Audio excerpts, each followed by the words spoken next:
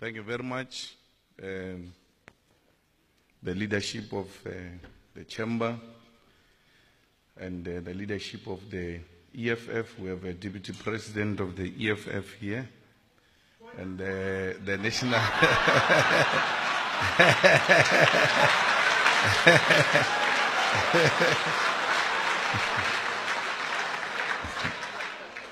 You are not recognized.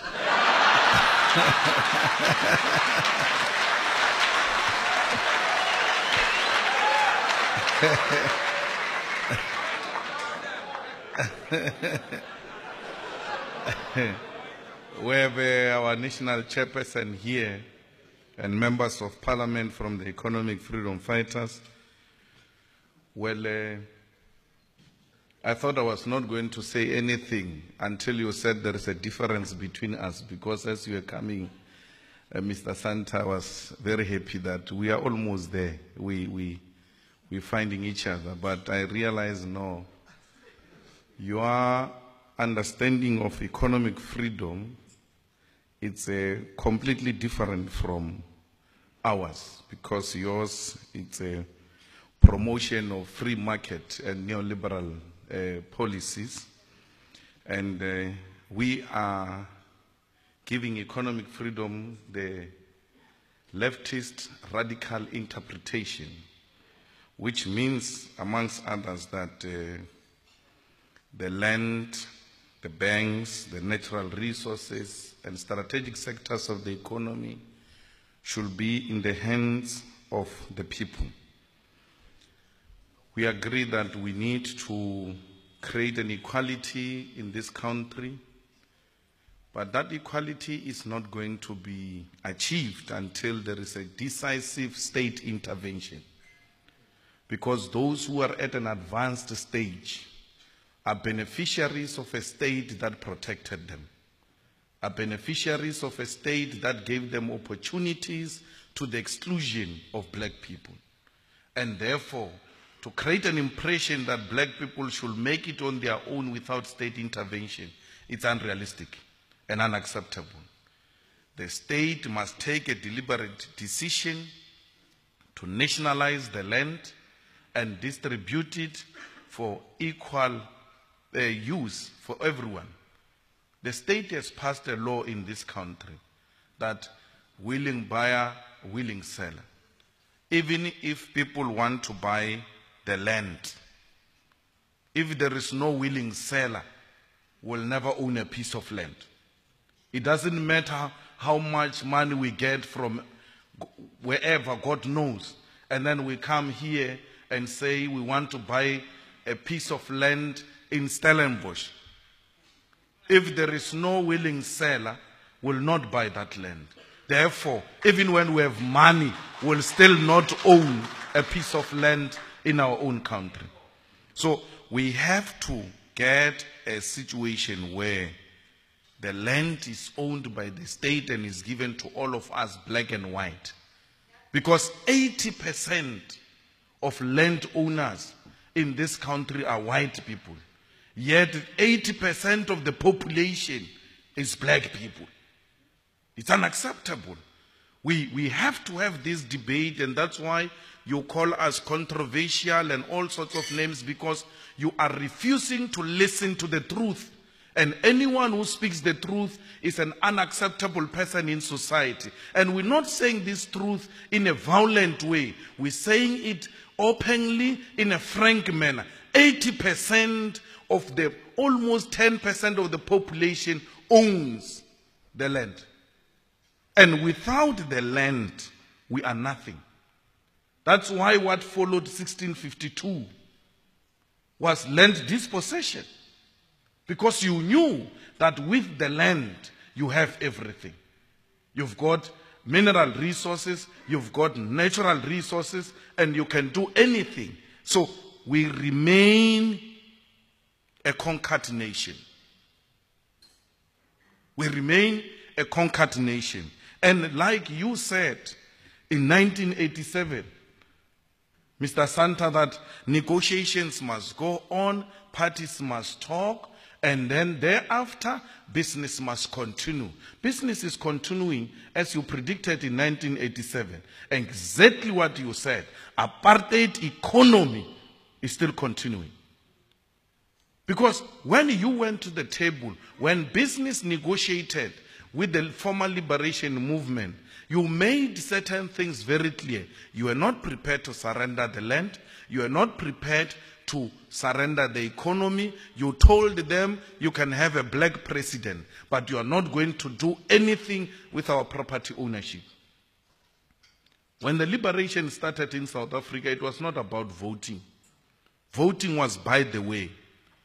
The formation of liberation movements followed the wars of dispossession. And Africans realized that if we fight as small groups, we get defeated. We need to come together and fight together under a progressive body. Fight for what? For reclaiming of our land. So you can't tell us we gave you 1994, that's enough. That's not what we formed the liberation for. We formed the liberation to reclaim our land, to reclaim our wealth. The economy is the land. The economy is the mines and all mineral resources. The economy is the food. There is no food without the land. The economy is the banks, retail stores. We need the participation of our people in the technology and science, because we cannot succeed to fight even diseases that can be cured for as long as our people do not own pharmaceutical companies. The diseases that must be cured easily kill our people, because pharmaceutical companies are owned by capital which is obsessed with maximizing profit at the expense of people. So we don't subscribe to those types of... All of this infrastructure, me and you must agree about, which we are agreeing, will never be realized, because it has been proven that taxes alone cannot raise sufficient capital for the state. We have been collecting taxes since 1994. We still have a problem of infrastructural development because the money is not enough. We said to capital, run the economy, take charge of the economy, and through you paying taxes, then we'll be able as a state to develop this country. The same capital which we said run the economy still is not paying tax. They engage in financial illicit flows. They engage in aggressive tax avoidance in the country. No decisive legislation to deal with that. People take money in South Africa and invest it in tax havens. They are untouchable. If you do anything to them that is an interference, the state must not interfere. People, the investors will leave the country if the state goes on interfering in the economy. So we do not agree. We have this problem. We have this problem we are having today of an inequality which is growing, which is racially based, because of the economy which is in the hands of capital. The economy is not in the hands of the state as we speak now. It's in your hands. You are the ones who are owning strategic sectors of the economy.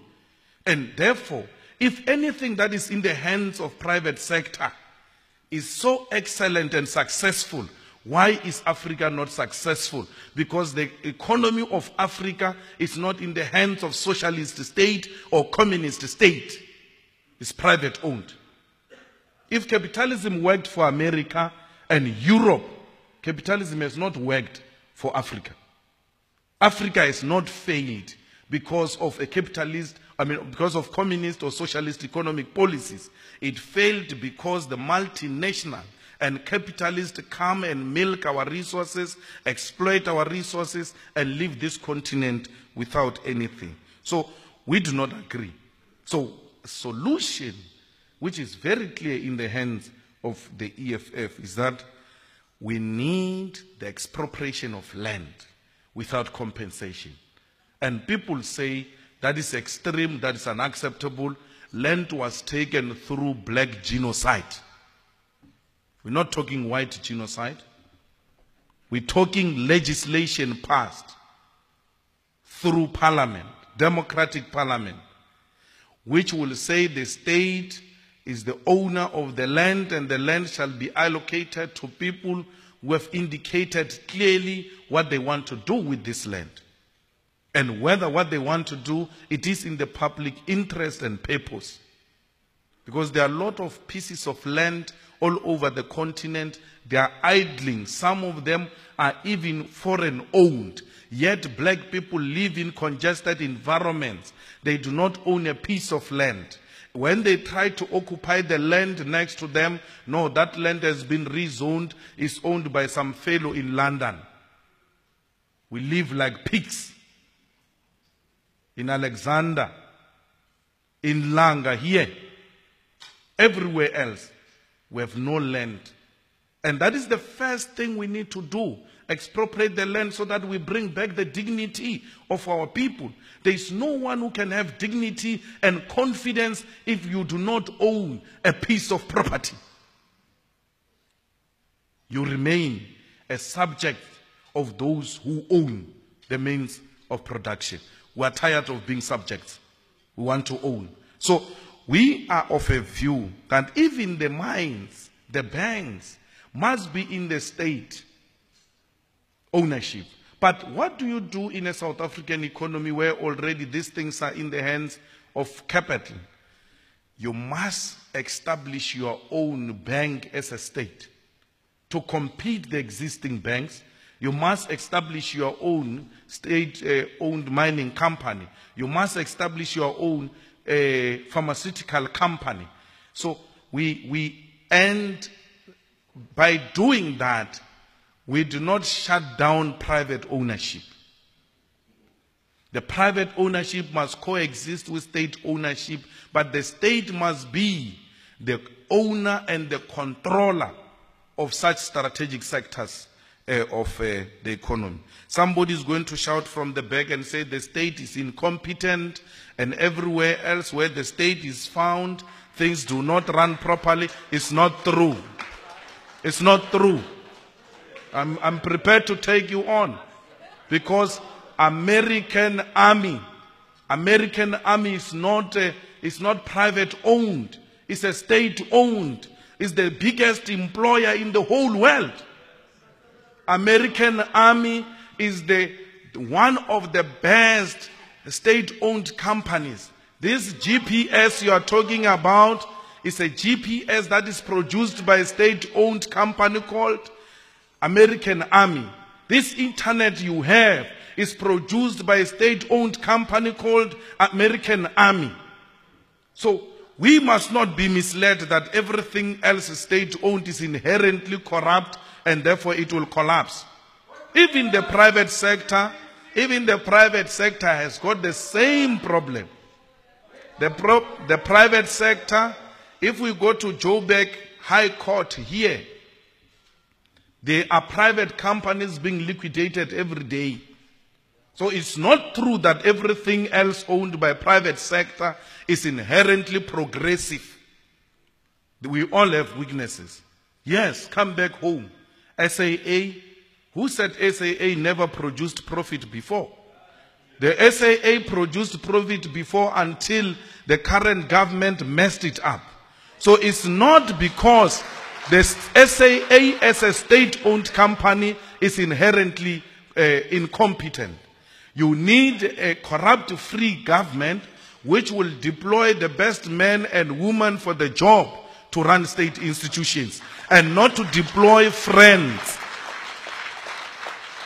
This ESCOM you are talking about, it ran properly at some point.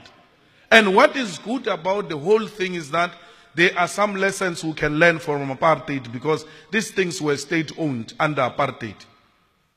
They were state-owned under apartheid. They did well under apartheid, but for the few.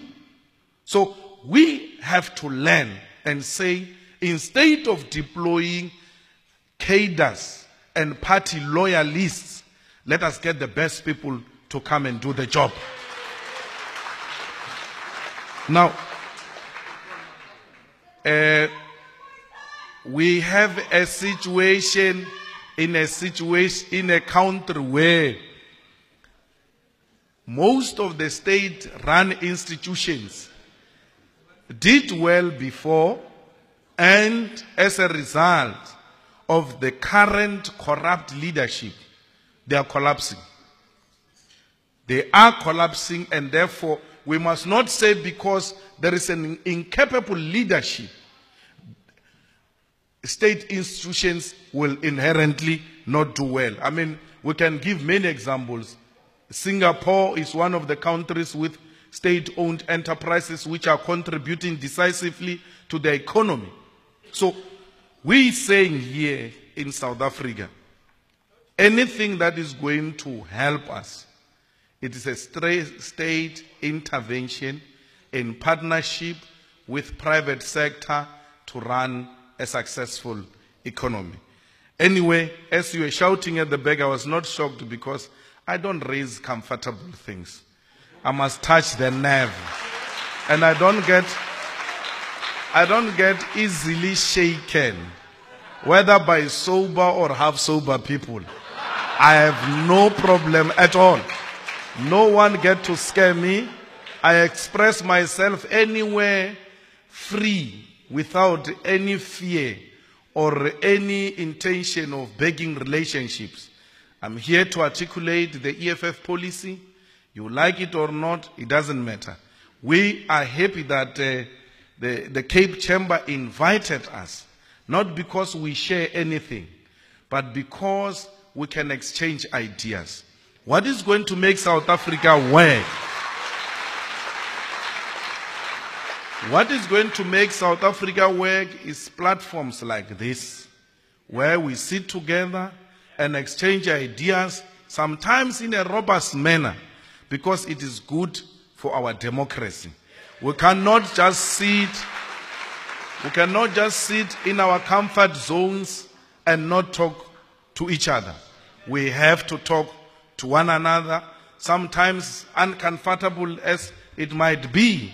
It's a necessary discourse because it will build this country.